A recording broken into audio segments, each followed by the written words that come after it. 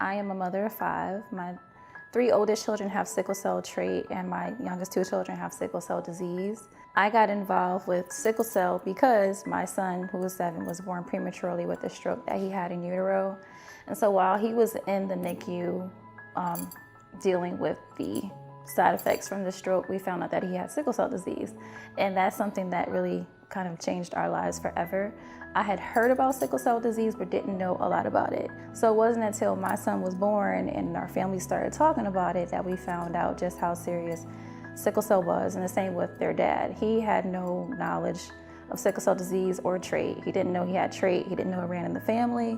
Then after the diagnosis, it was like, oh yeah, everybody in our family has sickle cell. You got 3 cousins and an aunt that has it, and everybody has traits. So it's like, why wasn't people talking about that? So that's kind of how I got involved with sickle cell. Like, this is crazy that nobody is talking about it. It's so serious, and instead of the numbers going down, they're going up dramatically. Sickle cell disease is an inherited blood disorder. It affects primarily African or people from African descent, but not only. It is a very serious disease, and I think when people hear about it, they dismiss it. They think, well, is that like a back issue? I've actually heard many people say, is that like scoliosis or something? And it's totally different. It's a disease that 2 parents have the trait. So when those parents combine, their newborn or their baby has a 1 in 4 chance or a 25% chance of having a baby born with sickle cell disease. Some of the effects of the disease are stroke, heart issues, brain development, spleen, heart attacks. It just, in my opinion, there really is no part of the body that sickle cell disease cannot affect. So it's very serious and important, and people are still suffering from it, and people are still dying from it.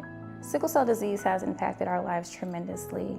I'm not able to have a normal 9-to-5 normal job because as soon as I get hired from a job, I'll be fired from it, because just like last night, we were in the emergency room and those things pop up. You never know when a sickle cell disease crisis is gonna hit. It is anytime. They could be outside playing right now and we'll be in the emergency room tonight, and we can be in there for a week or 2.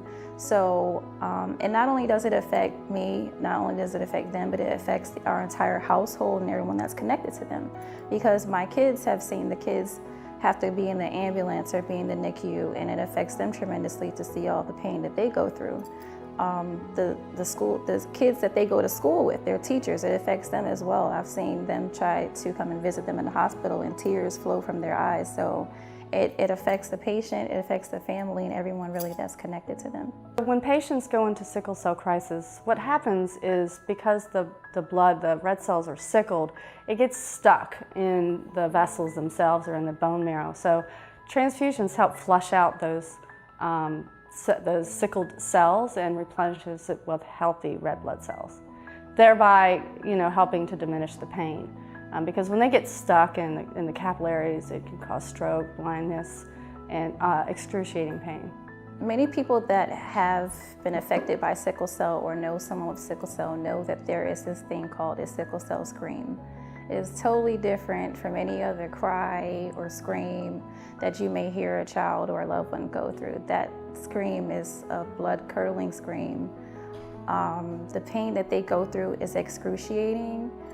As a parent, to watch your child be helpless in the bed and be either very lethargic or be in so much pain that their monitors are going off, the radar. It's an incredibly difficult thing to watch your children or your loved one to go through. And as they receive the blood transfusion, it's like they start to feel a lot better. You can just see an instant case, and especially with the children. I mean, they're just suffering, and it's hard for them to express just exactly how bad the pain is.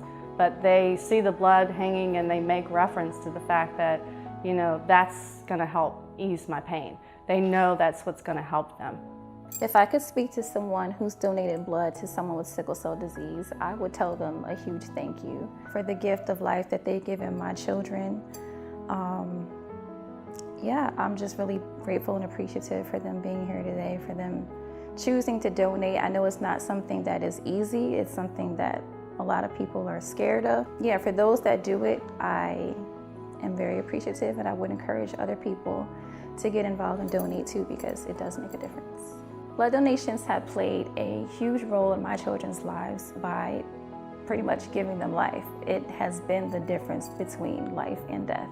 They have been very, very sick to what looks to me as almost like you don't know whether your child is going to be here from one moment to the next. But when the moment they get that blood donation, a few hours later, their vitals are looking much better, and it's played a huge role in my children's lives. One of the great ways that people can help support this cause is by hosting a blood drive. If you can't donate, or you have someone that you know or that you love is affected by sickle cell, consider either donating or hosting a blood drive. It's a great way to get started and help the initiative.